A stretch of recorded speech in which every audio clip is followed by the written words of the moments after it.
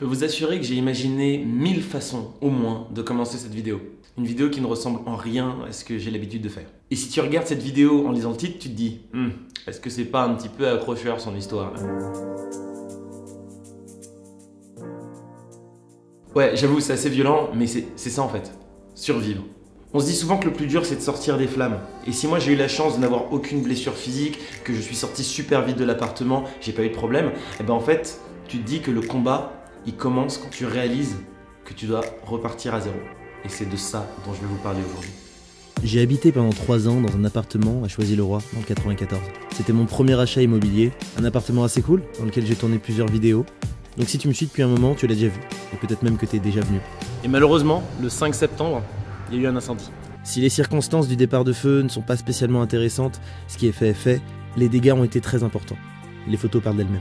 En gros, je n'ai pu sauver que mon chien, un t-shirt et un short. C'est tout ce qui me restait. Autant dire que ça fait drôle. Clairement, je suis pas là pour me lamenter.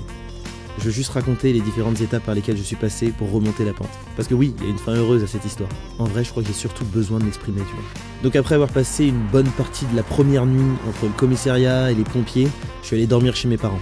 Au réveil, tu réalises que tout ça, c'était pas un rêve. C'est là que la vraie course de survie contre la montre commence. Le souci avec cet incendie, c'est que j'avais tout perdu. Vêtements, argent, carte bleue, pièces d'identité. Donc, rien pour manger, s'habiller, c'est compliqué. J'ai pu compter sur mes amis, ma famille et en particulier ma mère qui m'a énormément aidé. Maman, t'es la meilleure. Mais genre next level de la meilleure maman du monde. Genre vraiment, vous avez pas idée. Parmi les premiers coups de main que j'ai reçus, il y a eu Romain, mon patron à Flashbreak, qui m'a directement filé un téléphone portable. Et vous n'imaginez pas à quel point j'en avais besoin. Que ce soit pour mes démarches administratives, pour être joignable par les assurances, bref, tout ça quoi. Il y a eu aussi mon oncle Bruno qui m'a payé une paire de chaussures. Parce que quand je vous dis qu'il restait rien, je déconne pas en fait. Toujours est-il que j'ai repris le travail direct, la vie continue. Mais en vrai, le plus gros problème, c'était l'argent. Parce que je devais me racheter du matériel, reprendre mes vidéos, mes photos. Il me fallait un ordinateur, une caméra et potentiellement un téléphone à moi. Et ça a pu se faire, grâce à la cagnotte organisée par Alexis, un ami à moi qui m'a d'ailleurs hébergé quelques semaines chez lui. Je reviendrai sur cette cagnotte qui m'a littéralement permis de retrouver espoir dans un moment où j'étais vraiment au plus bas. Je dois également saluer ceux qui n'ont pas pu participer à cette cagnotte, mais qui sont venus m'apporter de la force, proposer des vêtements, lieu où dormir. Avec ces sous, j'ai pu me prendre un ordinateur, une caméra, des objectifs, reprendre mon activité à fond, mais aussi des vêtements et un manteau. Ouais, parce qu'il commençait à faire froid, tu vois. Et petit à petit, au fil des jours, après de longues nuits à travailler à Flashbreak jusqu'à 3 h du matin, les choses commençaient à aller mieux. J'avais la chance d'être entouré d'amis géniaux et d'une mère extraordinaire qui m'a plus que soutenu dans mes démarches administratives. Je m'en serais pas sorti sans elle. J'ai plus tard récupéré mon bonnet, comme ceux que je portais avant l'incendie. Ça, c'est la bonne nouvelle de la journée, tu vois.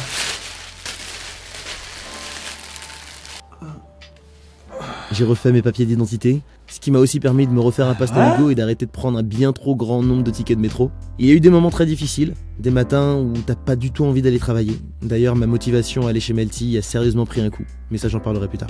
Mais j'ai aussi des moments super, comme quand j'ai retrouvé mon chien, un mois après l'incendie. J'ai pas pu le prendre avec moi dans ma chambre d'hôtel ou l'imposer chez des potes, donc il est resté chez mes parents. J'ai aussi tourné une vidéo dans mon appartement avec mon ami Ossine. Honnêtement, c'était une étape très difficile, mais il fallait que je réussisse à passer au-dessus de cette épreuve et tenter de le transformer en quelque chose de beau. C'est un peu ce que j'ai essayé de faire et ce que je fais aujourd'hui aussi avec cette vidéo que j'enregistre. Et j'avais besoin de ces beaux moments pour ne pas penser aux soucis qui continuent à s'accumuler. Mais dans le fond, tout ça m'a permis d'apprendre beaucoup de choses et de me concentrer sur moi-même.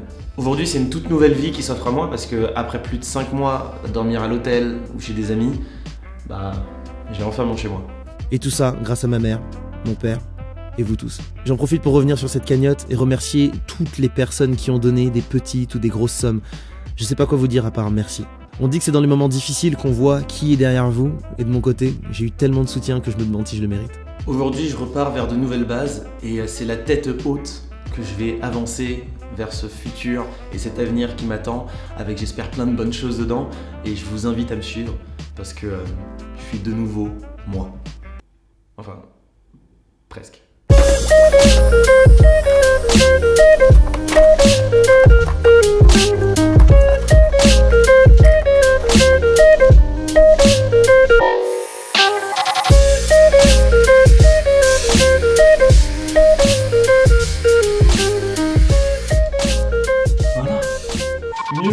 Bref, merci. Merci d'avoir regardé cette vidéo, merci de m'avoir soutenu et merci à vous tous parce que d'une manière ou d'une autre, vous m'avez aidé et aujourd'hui c'est grâce à vous que je peux dire que j'ai survécu à un incendie.